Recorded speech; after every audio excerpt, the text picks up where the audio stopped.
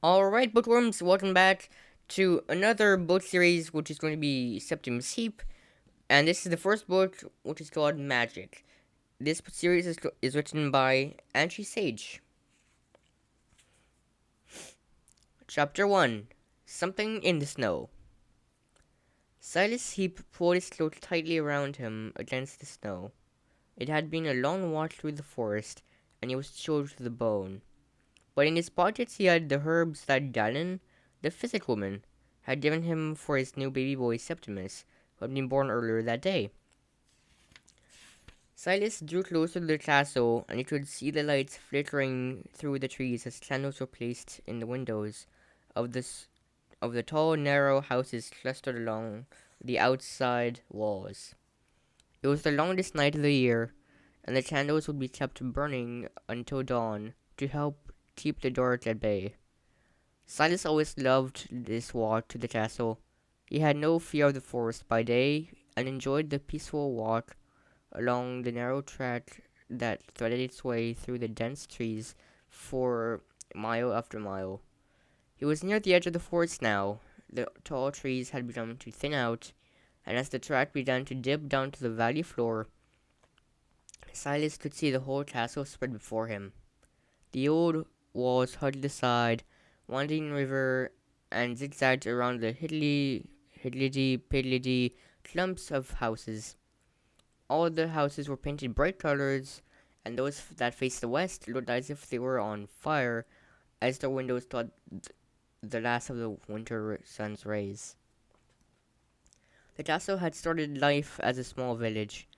Being so near the forest, the villagers had put up some walls for protection against the wolverines, witches, and warlocks who thought nothing of stealing their sheep, chickens, and occasionally their children. As more houses were built, the walls were extended, and a deep moat was dug so that all could feel safe. Soon the castle was attracting skilled craftsmen from other villages. It grew and prospered, so much so that the inhabitants began to run out of space until someone decided to build the Ramblings. The Ramblings, which were where Silas, Sarah, and the boys lived, was a huge stone building that rose up along the riverside. It sprawled for 3 miles along the river and back again into the castle, and was a noisy, busy place filled with a warren of passages and rooms, with small factories, schools, and shops mixed in with family rooms, tiny roof gardens, and even a theater. There was not much space in the Ramblings, but people did not mind. There was always good company and something for the children to play with. As the winter sun sank below the castle walls, Silas quickened his pace. He needed to get to the north gate before they locked it and pulled up the drawbridge at nightfall. It was then that Silas sensed something nearby. Something alive, but only just. He was aware of a small human heartbeat somewhere close to him. Silas stopped.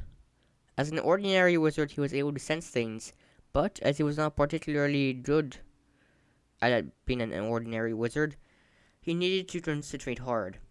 He stood with the snow falling fast around him, already covering his footprints. And then he heard something. A snuffle, a whimper, a small breath. He wasn't sure, but it was enough.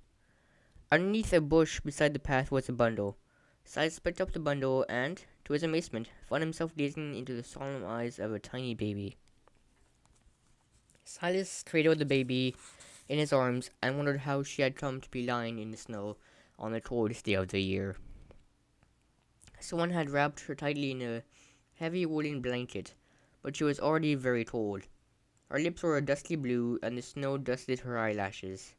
As the baby's dark, divided eyes gazed intently at him, Silas had an uncomfortable feeling that she had already seen things in her short life that no baby should see.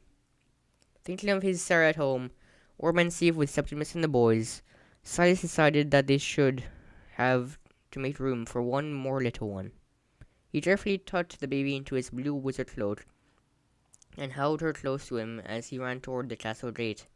He reached the drawbridge just as Grinch, the gatekeeper, was about to go and yell for the bridge boy to start winding it up. "You're cutting it a bit fine," growled Grinch. "But you wizards are weird. Why do you all want to be out on a day like this? I don't know." "Oh?" Silas wanted to get past Grinch as soon as he could, but first he had to cross Grinch's palm with silver. Silas quickly found a silver penny in one of his pockets and handed it over. "Thank you, Grinch. Good night." Grinch looked at the penny as though it were a rather nasty beetle. "Marcia Overstrand, she gave me an half-crown just now, but then she's got class, with her being the extraordinary wizard now." "What?" Silas nearly choked. "Yeah, class. That's what she's got." Grinch stood back to let him pass, and Silas slipped by. As much as Silas wanted to find out why Marcia Overstrand was suddenly the extraordinary wizard, he could feel the bundle beginning to stir in the warmth of his cloak, and something told him that it would be better for Grinch to not know about the baby. As Silas disappeared into the shadow of the tunnel that led to the ramblings, a tall figure in purple stepped out and barred his way. "Marcia!" gasped Silas. "What on earth?" "Tell no one you found her. She was born to you. Understand?" Shocked, Silas nodded. Before he had time to say anything, Marcia was gone in a shimmer of purple mist. Silas spent the rest of the long, winding journey through the ramblings with his mind in turmoil. Who was this baby? What did Marcia have to do with her? And why was Marcia the extraordinary wizard now? And as Silas neared the big red door that led to the Heap's family's already overcrowded room, another, more pressing question came into his mind. What was Sarah going to say to yet another baby to care for? Silas did not have long to think about the last question. As he reached the door, it flew open, and a large, red-faced woman, wearing the dark blue robes of a midwife, ran out, almost knocking Silas over as she fled. She too was carrying a bundle, but the bundle was wrapped from head to toe in bandages, and she was tearing him under her arm, as if he were a parcel, and she was late from the post. "Dead!" cried the matron wife.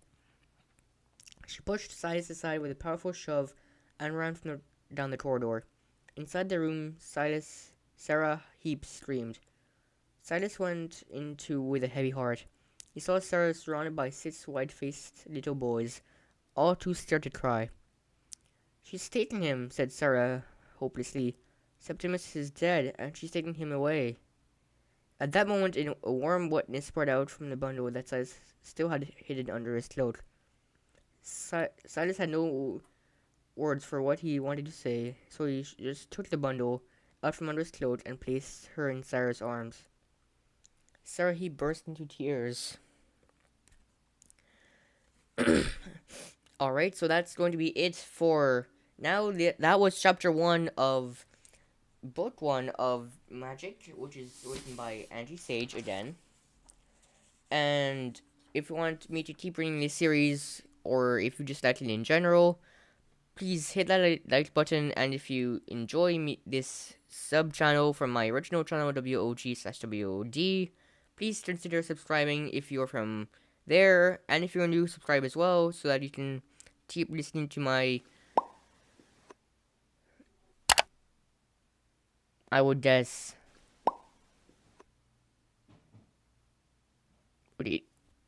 just subscribe if you liked it and enjoyed it, and I will see you everyone later. Bye.